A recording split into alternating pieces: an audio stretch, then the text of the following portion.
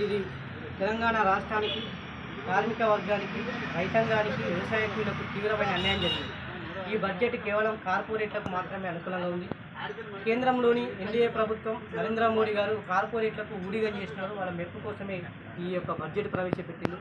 ముఖ్యంగా ఈ బడ్జెట్లో ఏదైతే అంటే వ్యవసాయ రంగానికి గుండెకాయ లాంటిటువంటి ఆ రంగానికి ఉన్నటువంటి దాని మీద కూడా సబ్సిడీ తగ్గించింది. అలాగే ఉపాధి హామీ అంటే గ్రామీణ ఉపాధి హామీ పథకం ఏదైతే కమ్యూనిస్టు పార్టీ పోరాట ఫలితంగా అమల్లోకి వచ్చినటువంటి గ్రామీణ ఉపాధి హామీ పథకము అది అంటే ఓవైపేమో 200 రోజులు దాన్ని అంటే పెంచాలి, రోజు కూలి 600 రూపాయలు ఇవ్వాలని పోరాటం చేస్తుంటే దానికి నిధులు కూడా తగ్గించడం అనేది ఇది చాలా బాధాకర విషయం. అలాగే కార్మిక వర్గం అంటే ఈ దేశంలో అత్యున్నత న్యాయసమితి సుప్రీంకోర్టు కూడా ఏంటంటే కనీస వేతనం 26,000 రూపాయలు ఇవ్వాలన్నారు. దానిపైన కూడా నిన్నటి బడ్జెట్లో ఎలాంటి ప్రకటన లేదు. అలాగే అంటే 4 లేబర్ కోడ్లు దేశవ్యాప్తంగా కూడా అన్ని కార్మికులు కర్షకులందరూ కలిసి కూడా 4 లేబర్ కోడ్లు అంటే వెంటనే రద్దు చేయాలన్నా కూడా దాన్ని కూడా పట్టించుకోలేదు.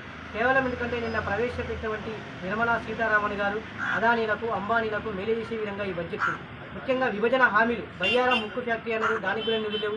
పసుపు బోర్డు ప్రకటించిండు, అసలు దానికి 0 నిధులు. అలాగే ఉమ్మడి ఆదిలాబాద్ జిల్లాలో ఆదిలాబాద్లో సిసిసి అంటే సిమెంట్ ఫ్యాక్టరీ ఉండే దాన్ని పట్టించుకోలేదు. అలాగే టెక్స్టైల్స్, అలాగే మరి అంటే రైల్వే అంటే పునరుద్ధరణ కానివ్వండి, అలాగే అంటే ఇట్లా ఉపాధి హామీ పథకానికి నిధులు కేటాయించడం, అంటే ఇన్కమ్ ట్యాక్స్ ఓవైపు సింగరేణి కార్మిక వర్గానికి ఇన్కమ్ ట్యాక్స్ మొత్తానికి రద్దు చేయాలని కోరుతుంటే ఏదో ఇన్కమ్ ట్యాక్స్ పూర్తి మొత్తం కొంచెం పెంచి ఏదో మేము గొప్పలు చేసినామని చెప్పుకుంటాం నరేంద్ర మోడీ. అసలు ఏమాత్రం లేదు. ఈ బడ్జెట్ని కమ్యూనిస్టు పార్టీ, ఏఐటీసీ, వ్యవసాయ కార్మిక సంఘం, మిగతా ప్రజా సంఘాల నుంచి మేము తీవ్రంగా వ్యతిరేకిస్తాం.